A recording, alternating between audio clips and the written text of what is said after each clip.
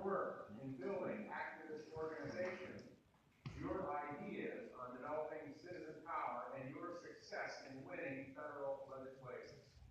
For your criticism of the Pentagon and militarism, and your willingness to condemn bloody and imperial wars. They shall beat their swords into plowshares and their spears into pruning hooks. Nation shall not lift up sword against nation, neither shall they learn war anymore. 23 April 2017, New Haven, Connecticut.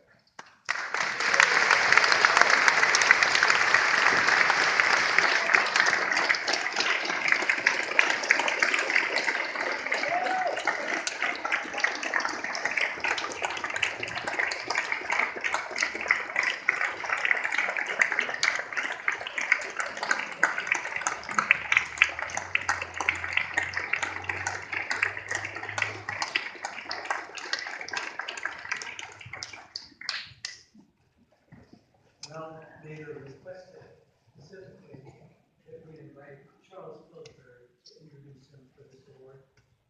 Charles has been notorious as a communicator, a lawyer, and a long-time community activist in New Haven, where he's the co-director of the Center on Dispute Resolution at University, and has served as the first executive director of Mediators Beyond Borders International. Charlie.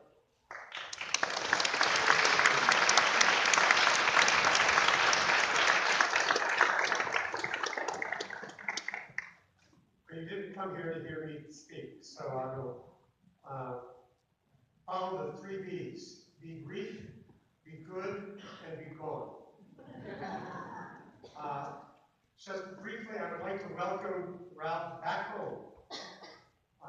As some of you know, Ralph was born in Winstead, Connecticut, now home to the American Museum of Tort Law.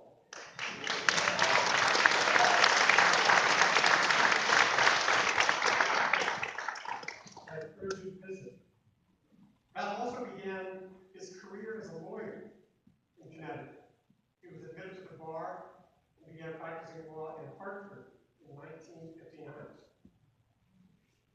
Fast forward, I am honored to have been invited to introduce Ralph. He's had a huge impact on my life. He is why I went to law school in 1972. I wanted to be a Nader baby. And he's also why I ran for Congress as a Green in 2002. In that campaign, I had to deal with those accusations, blaming Ralph and the Green Party for Al Gore's loss of the 2000 election, which is still here today. So I just want to put that to rest. Gore didn't lose that election. The Supreme Court of the United States stole it.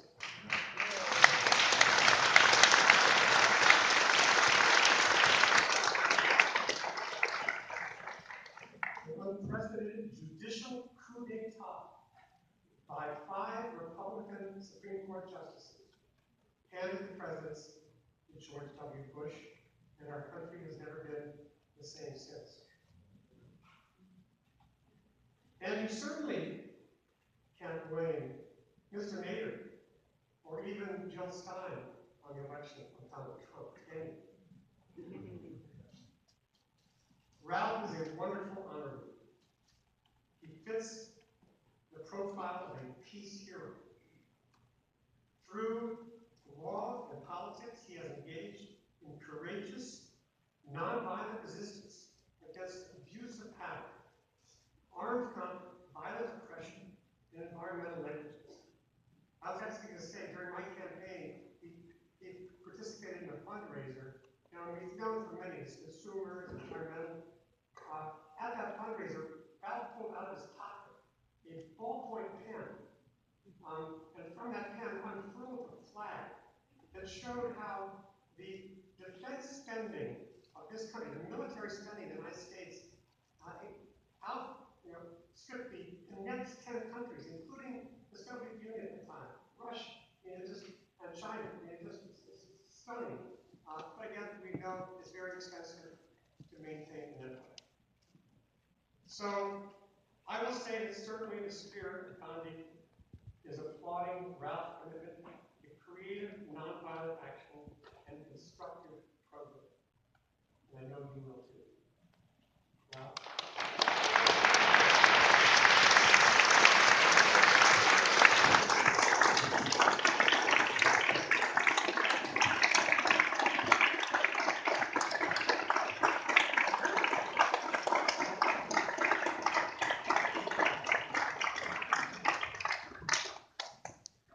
Thank you very much, Charles Pillsbury.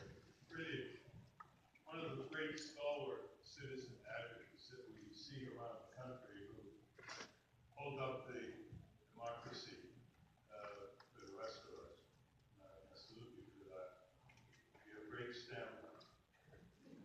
Hardly matching you for yours. I also want to thank the people who make the Gandhi Peace Prize possible. And I can't name them all, but certainly Paul Liddell and James Van Pelt, Stanley Miller, who was ably helped by Dan Fisher. And we always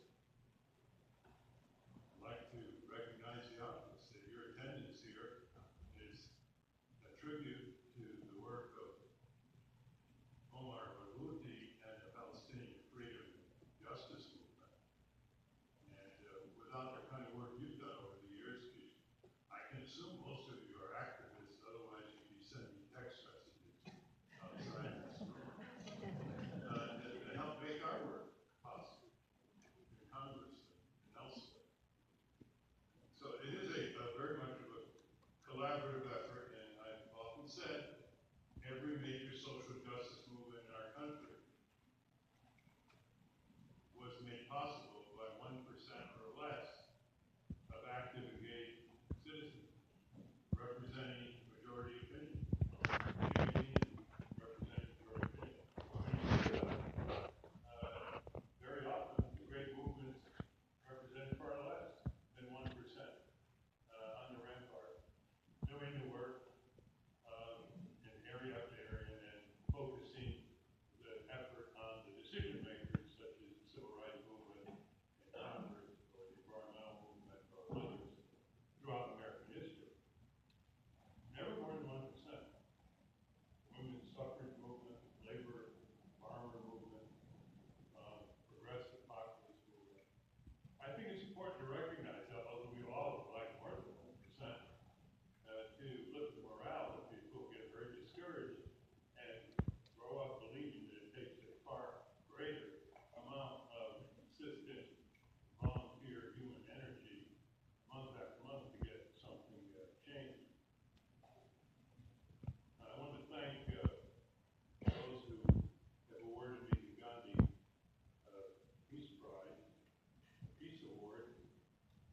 I was a student of his life, his strategies, and tactics, and I accepted in the spirit of Mahatma Gandhi and his insistence that open, nonviolent civil disobedience be active, not passive, and that it invite the mental and moral discipline in the face of violent provocations spanning past, present, and future, and mental and moral discipline that anybody can reflect. There's no ticket of admission to those value traits.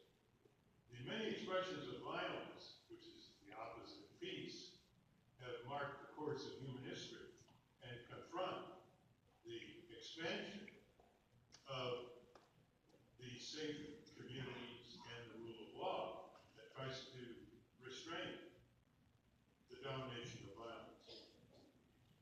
And the purpose of law, really, when you get down to it, of course, is to advance justice in all its means, but more specifically, it's to curtail, discipline, channel, or displace the rule of raw power.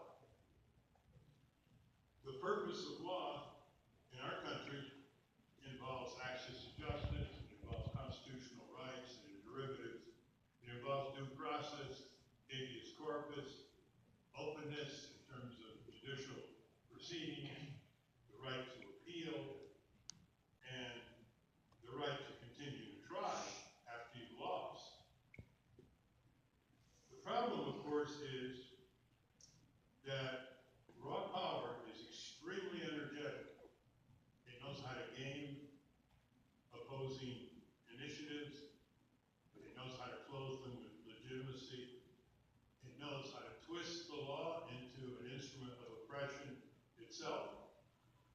Just think of the plight of the downtrodden in our country. Slavery was legal, an instrument of oppression. And the subtle manifestations of the rule of raw power are garnished by economic, political, psychological, and sectarian impositions that are trying to overpower the rule of law while invoking that very rule of law as their justification for brute force.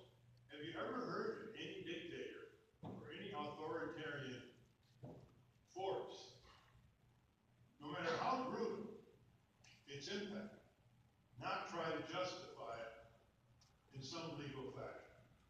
Self-defense, some provision in the Soviet Constitution, some definition of imminent peril, however remote it may be, geographically and temporally, or however non-existent it may be. That invocation by the worst of the group implementers of force is a recognition of deeply rooted social norms among cultures of all kinds. In other words, peace is desirable not just for philosophical, religious, or argumentative reasons. It is a survival mechanism which transcends cultures. But the ability of the rule of law to be overpowered by the practitioners of power seems almost infinitely creative. How many people here are from the Yale Law School community? Can I see that? Would you please look around? Would you please raise your hand? How many people here? This is a very prominent law school. How many? 1%. I think that makes the point. Namely, the law schools teach law. They don't teach lawlessness.